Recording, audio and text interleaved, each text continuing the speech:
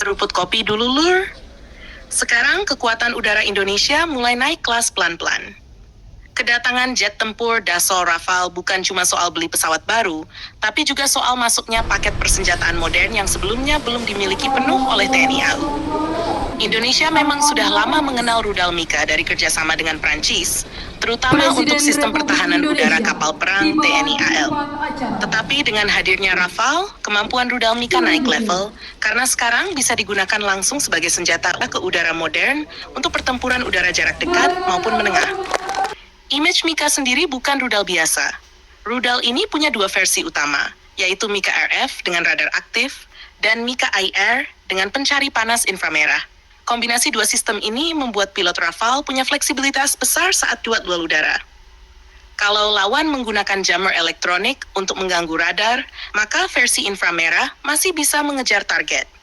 Sebaliknya, kalau cuaca buruk atau target berada di luar visual, versi radar aktif lebih efektif digunakan. Keunggulan utama Mika ada pada kemampuan fire and forget. Setelah ditembakkan, pilot tidak perlu terus mengunci target. Rudal akan mengejar sendiri sampai menghantam sasaran.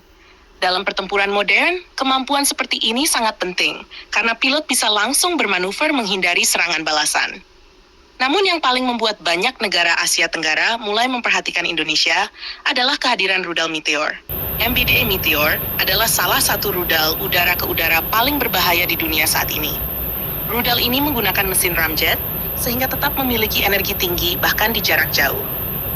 Banyak rudal BVR kehilangan tenaga saat mendekati target karena bahan bakarnya habis lebih cepat. Meteor berbeda, rudal ini masih punya kecepatan dan manuver tinggi di fase akhir serangan. Itu sebabnya banyak analis menyebut zona mematikan Meteor jauh lebih besar dibanding rudal generasi lama. Kalau nanti Rafale Indonesia benar-benar operasional penuh dengan Meteor, maka kemampuan dogfight dan BVR TNI AU naik drastis dibanding era sebelumnya. Negara-negara tetangga tentu mulai menghitung ulang kekuatan udara Indonesia.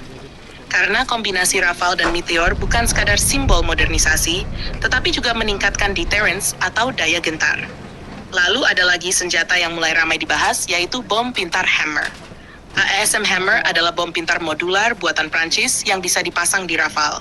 Sistem ini sangat fleksibel karena bisa dipakai untuk menghantam bunker, kendaraan lapis baja, markas, hingga target bergerak dengan akurasi tinggi. Hammer bukan bom jatuh bebas biasa. Senjata ini punya kit pemandu dan roket tambahan sehingga bisa diluncurkan dari jarak cukup jauh. Pilot tidak perlu terlalu dekat dengan area pertahanan lawan. Dalam perang modern, kemampuan standoff seperti ini sangat penting. Pesawat bisa menyerang tanpa masuk terlalu dalam ke zona pertahanan udara musuh. Kalau digabungkan, maka Rafale Indonesia nantinya punya paket lengkap. Mika untuk duel udara jarak dekat dan menengah. Meteor untuk pertarungan BVR jarak jauh. Hammer untuk serangan presisi ke darat.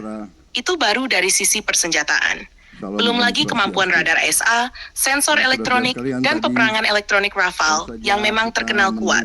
Tetapi di balik peningkatan ini, masih ada kelemahan besar yang belum dimiliki Indonesia secara penuh.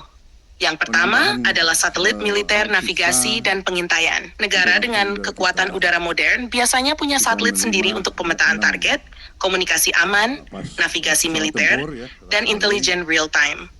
Indonesia masih sangat bergantung pada sistem luar negeri untuk sebagian besar kemampuan tersebut. Padahal dalam perang modern, informasi sama pentingnya dengan rudal. Pesawat tempur canggih tanpa dukungan intelijen satelit akan kehilangan sebagian efektivitasnya. Misalnya, dalam operasi jarak jauh, data target bergerak sangat membutuhkan pengamatan satelit dan jaringan sensor yang terus memperbarui posisi musuh. Kelemahan kedua adalah belum adanya pesawat AWACS dalam jumlah memadai. Boeing E-3 Sentry atau sistem sejenis merupakan mata di langit bagi angkatan udara modern. Pesawat seperti ini bisa mendeteksi target ratusan kilometer, mengatur pertempuran udara, dan memberi informasi ke jet tempur secara real-time. Tanpa AWACS, kemampuan Rafale memang tetap berbahaya, tetapi radius kesadaran situasionalnya tidak maksimal. Pilot masih lebih bergantung pada radar pesawat masing-masing dan radar darat.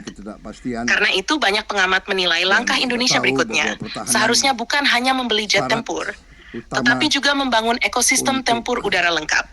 Satelit militer, pesawat AWACS, tanker udara, jaringan data link nasional, radar jarak jauh, sistem peperangan elektronik. Kalau semua itu berhasil dibangun dalam beberapa tahun ke depan, maka kekuatan udara Indonesia akan berubah total dibanding 1 dekade lalu.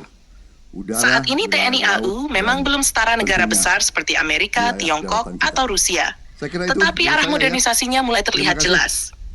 Dulu Indonesia lebih banyak mengandalkan pesawat generasi lama dengan persenjataan terbatas. Sekarang mulai ke era perang udara modern berbasis network-centric warfare. Artinya bukan hanya soal jumlah jet, tetapi bagaimana semua sistem saling terhubung dalam satu jaringan tempur. Dan Rafale menjadi salah satu pintu masuk utama menuju transformasi tersebut. Apalagi Indonesia juga mulai memperkuat radar pertahanan udara, tanker, drone, hingga kemungkinan pengadaan pesawat AEWONC di masa depan. Kalau semua berjalan sesuai rencana, maka kawasan Asia Tenggara akan melihat TNI AU dengan cara yang berbeda. Modernisasi memang belum selesai, masih banyak kekurangan. Tetapi dibanding era sebelumnya, kemampuan udara Indonesia sekarang jelas mulai naik level. Jangan lupa subscribe, like, dan komen di bawah. Sambil ngopi.